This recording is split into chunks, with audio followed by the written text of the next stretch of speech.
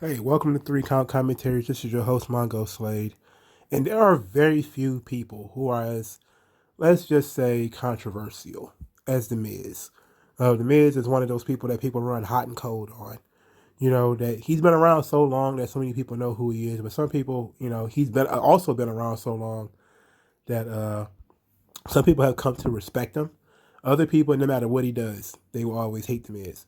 I believe that The Miz has one of the most influential stories of our time as far as wrestling is concerned. There's a guy who jumped through 1,000 fucking hoops in order to get into the wrestling business. And then when he got in, he was treated like absolute dog shit and had every reason to quit. And he ended up outlasting everybody who mistreated him, everybody who, sort of bullied him. He ended up being more successful than most of them. And then the rest, he basically outlasted because he's still around and they aren't.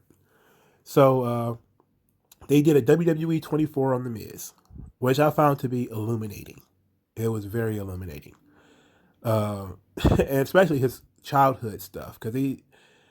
Well, let's start there. Because The Miz, he says that basically he wasn't a particularly bright kid and that he wasn't really good in school, which is typical of boys. That's a thing where they say most boys lose interest in school around fourth grade or something like that.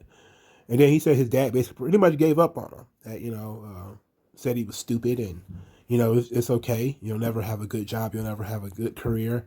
We'll find something for you to do because you're a complete idiot. And pretty much when his dad started kind of putting him down, that's kind of when he started to actually prove his dad wrong and actually become a better student. And basically that tells one of the highlights of his career is people saying he can't do something, or people saying, okay, it's all right for you to be terrible at this. We'll just move on, or you'll just have to move on. It was never enough for him to just be like, take the L and move on. That he would always want to prove people wrong, that he can do better and that he will do better. So we also learned that from childhood, he was in love with cameras, that he was always on camera, always filming himself. His family was one of those families that had cameras everywhere. And they showed a lot of clips of him playing basketball and him doing different things in front of cameras. They even showed some high school footage of him doing like a dance on stage, and I think he was in his underwear or something like that. And it was pretty nuts. And he went to Miami of Ohio University, or University of Miami of Ohio, and that's where he got the idea to go to the real world. And he tried out for the real world, and he got on the show, and he didn't really, he was a small town kid. He's from Parma, Ohio, and now he lives in New York with all these strangers, and these people they didn't really like him. So he started, basically, this is where the Miz was created. This was in 2001, and he basically starts doing his own thing. He said people pretty much loved the Miz, so he would basically just be the Miz all the time. And I remember watching the Real World back then with Coral and all of those other people on it, and the Miz was on it. And I was just kind of like, I didn't get it. I didn't get it. Like I thought the Miz was a big fat goof. But that's part of what got him over, I guess, is him being silly and goofy and shit. And that the cast really liked the Miz.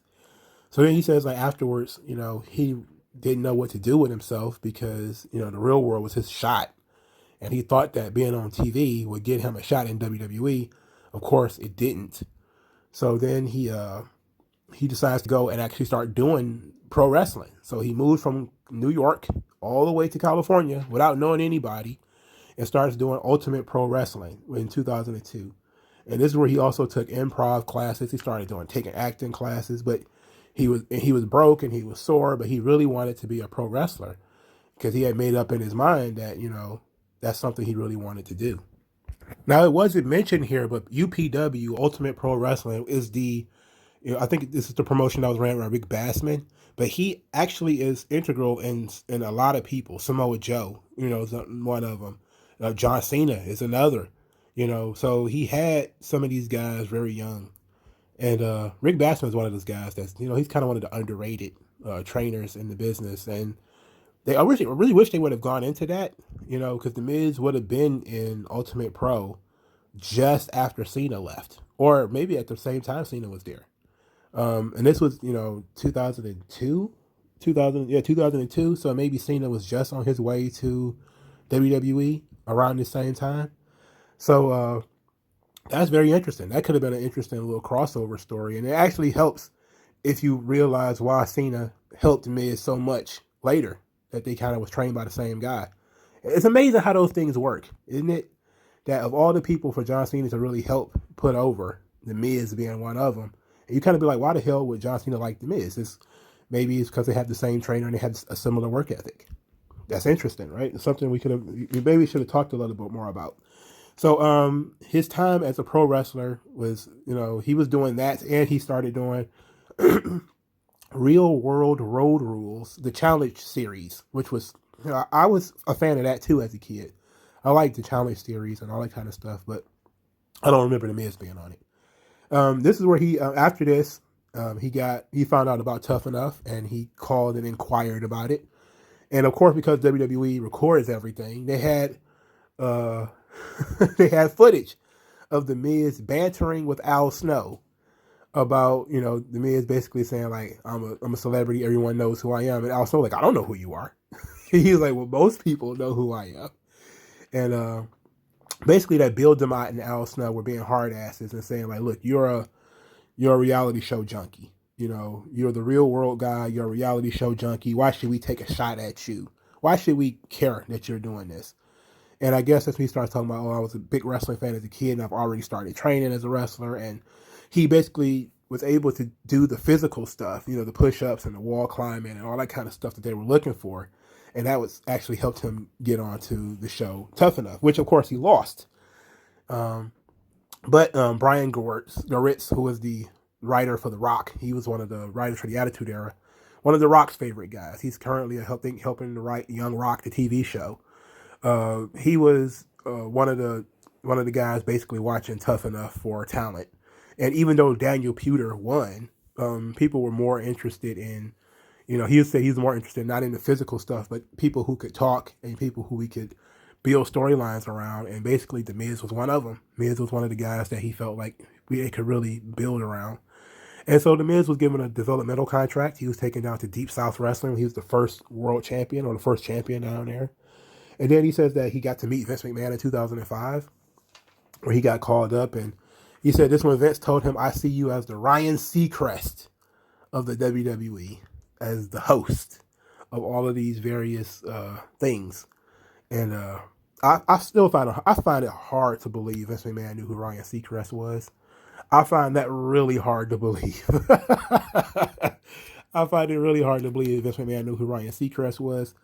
But it's also quite believable because that's the position he was put in. He was put in as the host of the Diva Search and then the host of SmackDown. And being the host of the Diva Search is where he met Maurice. Maurice was pretty much a new immigrant to the United States, couldn't speak English. But he talked about later in the documentary that he basically learned a little bit of French in order to be able to talk to her. And that actually is how they ended up They started dating 2 years after they met in 2006. But he of course, he went to his infamous botch that he really ruined that Diva Search message at the top of the show. Oh my goodness. I remember that clearly. I remember seeing that live. Oh my God. It was so cringe. It was so cringe. And he basically, Miz was basically like, look, my mind went blank. I was up there, I was talking, and I was, doing the gimmick and everything. And I had to remember the phone number so that people could call and vote for their favorite diva on the Diva Search. And I forgot it. And then I was sweating so much that I smudged it on my wrist tape. And so the number was smudged. And basically, he thought it was awful. It was probably the single worst promo in WWE history. And it was because his mind went blank and he was so out of it. Obviously, he got spoofed by DX later. But Vince didn't give up on him. Even after this was a momentous botch that wasted a lot of time. And you would think he would have been fired. And I think in most places he probably would have been fired. But he said Vince pulled him to the side and said, hey, you're going to have to learn bullet points. You'll have to get it. You're going to have to get it right, And instead of firing him, he basically said, well, you'll be doing it again. So he's gonna force this issue. This guy's gonna be success. And then in 2007, The Miz starts to wrestle. And this is where we started getting a lot of the controversial stuff because The Miz is in the locker room and they don't like him. And so some people are willing to admit that they didn't like The Miz. Dolph Ziggler was one of them, who is, I guess, one of his better friends now. But he says, like, pretty much he didn't like The Miz. And JBL notoriously hated The Miz. And that he basically was saw as a reality TV star using WWE as a stepping stone to stardom. Basically, he was a real life Jeff Jarrett, or a real life Johnny Cage, which is interesting because he wants to be Johnny Cage in Mortal Kombat. So, of course, he talked about the chicken incident, about him eating chicken in the locker room and getting crumbs on somebody's bag. And this person was Chris Benoit, but his name was not mentioned in the WWE 24 documentary. And Benoit, being one of the veterans, ejected The Miz from the locker room.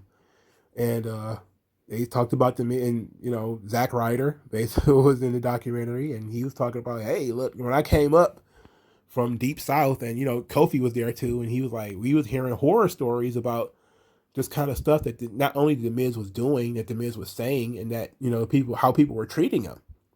The guy was changing in the janitor's room because they wouldn't let him in the locker room. He had to use the bathroom with the fans, and they were mobbing him to get autographs and stuff like that. And he was being humiliated, and he claims that, of course, the chicken in the bag incident wasn't as bad as everybody made it out to be, and that he still doesn't believe he did anything wrong, but he wasn't in a position to argue with anybody. He was ejected for 6 or 7 months, and it was actually Undertaker that got him back into the locker room, and that he was even though he wasn't the one that kicked him out, he was the one who got him back in. And he basically was like, thanks. He was in so much heat at the time. And of course, they started talking about his team up with John Morrison, Jomo and The Miz, them doing the dirt sheet, which I think Brian Gewitz was one of he said they came up with their own material, but I think he was part of that whole thing. And they wanted to do a sketch comedy show with just the two of them. And that's what they came up with the dirt sheet. And it's crazy that they're still doing that stuff today. 15 years later, and they're still doing a dirt sheet. That's insane. So then in 2009, they break up Miz and Morrison. This is where The Miz starts to sort of bloom as a solo star. He starts having feuds with John Cena. He gets squashed at the Great American Bash. And then he's essentially told why it happened. That, the character of The Miz had not been through anything. And so, like, how could you expect him to stand up to a character like John Cena when you are The Miz and you haven't done anything yet? And he says that even though he kind of saw he should have been more competitive in that match, he kind of understood when Arn Anderson told him, like, you haven't been through the battles and to stand up to a guy like John Cena yet. And so, but it actually gave them something to work with because Cena was willing to work with him. And he's working with Cena on house shows. And this when he started doing promos. He would do promos during the house shows in order to get better at it. And then WWE started doing promo class. And they had clips of him doing promo class. Which, of course, they had showed clips also of promo class when Drew McIntyre did it. And so Kofi was basically like, look, The Miz is a good psychologist, but the best thing about him is he knows how to connect with people. And he said, like, annoying people and being really annoying is a connection. And once people kind of realized that The Miz was super fucking annoying, that it was his connection with the audience was created. And then The Miz also talked about, hey, there's these media days that, call time is 2:00 or whatever. And most wrestlers didn't want to do media because that would start at 6 a.m. And he would say, like, he would volunteer, to do media, to be up that early and to do the whole day, get up at 6, do media. It's from 6 to 2:00. And then 2:00 is bell time or call time for the wrestlers. They got to be in the back, run through everything. And he was willing to do it. And, he was one of the few guys that didn't have to and was doing it. And so that's really kind of what helped him get attention, is that he's working. This is the whole concept of working harder than everybody else. And that he was knocking it out of the park in promo class, doing media when he didn't have to, even though he was low on the totem pole. And he was working with John Cena. He was taking the time to actually improve. He wanted to cut promos before every match and, at the house shows and stuff like that to try out different material. He just had He just had it going at this time. And this, of course, led to him winning the Money in the Bank and becoming the champion. And he basically says, like, look, nobody wanted him to be a success.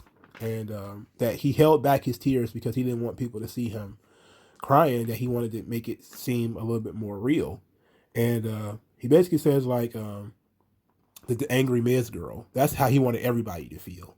And that at the end of the day, he really just wanted to make his dad proud, and which he did. He got the big hug from Vince, and he got the big hug from John Cena, who Miz thanked him for helping him get to the main event. And then, of course, they talked about the whole thing with The Rock, how he was sort of the third wheel in that whole storyline.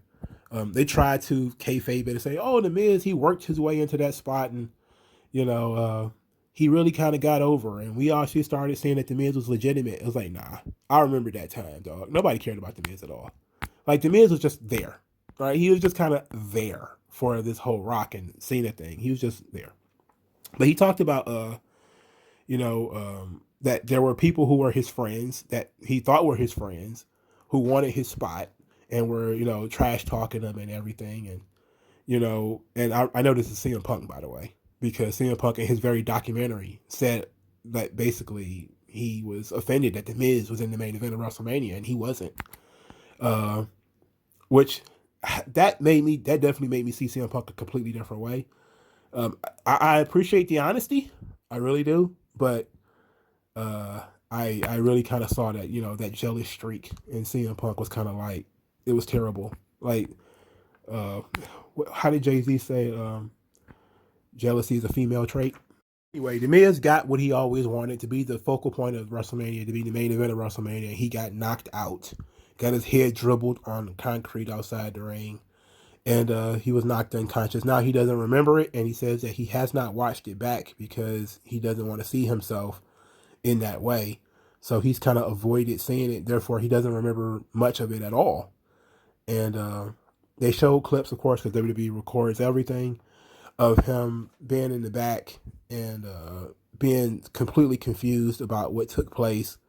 And The Rock giving him a lot of credit for pushing through, even though he was, messed up. And he's talking about, oh yeah, this is my childhood hero, giving me credit for, toughing it out. And he talked about The Rock sending him text messages during this time, talking about how well he was doing in the storyline to get heat for himself, even though he was still very, very, very overshadowed in the story. So then around this time, also The Rock leaves. So Brian Gerwitz also leaves. And, The Miz, it starts to flounder. He's not the champion anymore. Now he's not even really a focal point of the show anymore. And they kind of talked about how The Miz, started having a rough time, he didn't know where he fit in the company. And he started talking about this is what he wanted to quit, is because he was at the top and now he didn't have any idea how to get back to the top. It was a struggle, to getting there is hard enough, but staying there was a completely different thing. And now he's, doing random jobs to like Santino and stuff. And there was a long time, where The Miz was basically nobody doing nothing. And he basically was sending Brian Gerwitz text messages saying that, you leaving is the reason why I'm floundering so much, I know these was probably pretty much jokes, but it was pretty obvious that at that point in time, he really wasn't doing much of anything. And then I believe it was 2016, Maurice comes back to WWE, and he teams up with Maurice, and he says Maurice basically gave him a new confidence and he gave his character a new direction. He had been doing the A-lister thing with Damien Mizdow, and he said like that was something. It was interesting. He felt like he was getting his momentum back at the time, but then they cut the legs out from underneath it. And he said, like, look, basically, as much as we had it, it wasn't going anywhere because they weren't going to use us in the way that we felt like we should have been used.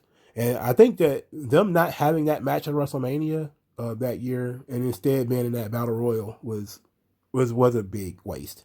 I'm not one of those people that thinks that, oh, Aaron Stevens, a.k.a. Damien Sandow, was going to be a huge star, which, of course, people was absolute idiots to think that the sidekick is going to be the star. Like, that never happens. It almost never happens that the sidekick ends up being the star. It almost never happens. you know, I think there's a lot of people who thought Ricardo Rodriguez, oh, he's going to be the real star. He outshines Alberto Del Rio every time. He's going to be the real star. It's like, what? Are you kidding me? There's a reason they put him in the sidekick position.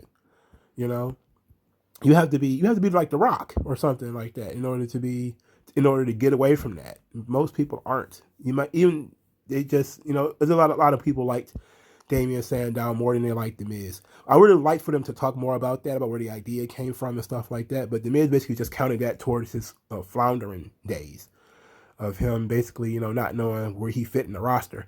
But in 2016, Maurice comes back. He gets new confidence. He also gets an extra edge to his character. And this is where he starts winning the Intercontinental title. And of course, it leads up to the infamous Talking Smack segment where him and Daniel Bryan, where he goes off on Daniel Bryan, which he claims he doesn't remember that either because he blacked out and that it wasn't scripted. But he got tired of people saying stuff to him that Daniel Bryan had been saying, and that he had been in the business 10 years at this point. That, because this was 2016. He started wrestling in 2002, so 14 years in the business, 10 years in WWE, and he was tired of people, trash talking him, so he went off. And Daniel Bryan was in the documentary, basically admitted he didn't like The Miz either. He says, I don't like him, but I respect him, and thinks that he's underrated as a wrestler. And I was like, interesting. So from there, they basically talked about Miz and Mrs. and him winning the title for the second time. And at the second time he won the title, he felt like he had earned everybody's respect. At the second title run, even though it was only a week, it was it felt like he had earned the respect, and people saw him as being the guy, that he could be one of the guys, and that he fit in that spot, unlike the first time. And then Brian Gewitz talked about how, hey, when Lashley beat him for the belt, I thought, like, I sent up a text message saying Lashley must be a babyface, and Miz was like, no, he's the top heel now. And he was like, this idea that he saw through his timeline, that everybody was so happy that The Miz had lost, it's a testament to The Miz's talent, that he was able to make who is going to end up being the biggest heel in the business, the biggest babyface in the business, because everybody had this whole anybody but Miz attitude. That it was pretty much anybody but Miz. So that's so true. And I think I talked about this when I talked about the whole the Faustian deal between Miz and MVP and that kind of thing. It was perfect. It was great, and I like that. In to some degree, it was great that it was only a week or a week or two, because you had to see the door close on the Miz very fast. Instead of him trying to wiggle out of it, he didn't have a lot of time to do so. But he did a great job in that. And then they started talking about, of course, about Bad Bunny. And he said basically he ended up being the guy to do all the celebrity matches and stuff, like the celebrity segments, because he was good for helping celebrities feel comfortable. And that, he has the charisma and the character and the personality to make these things work. And so he's the go-to guy for celebrity segments. And I didn't know that he had did so many of them.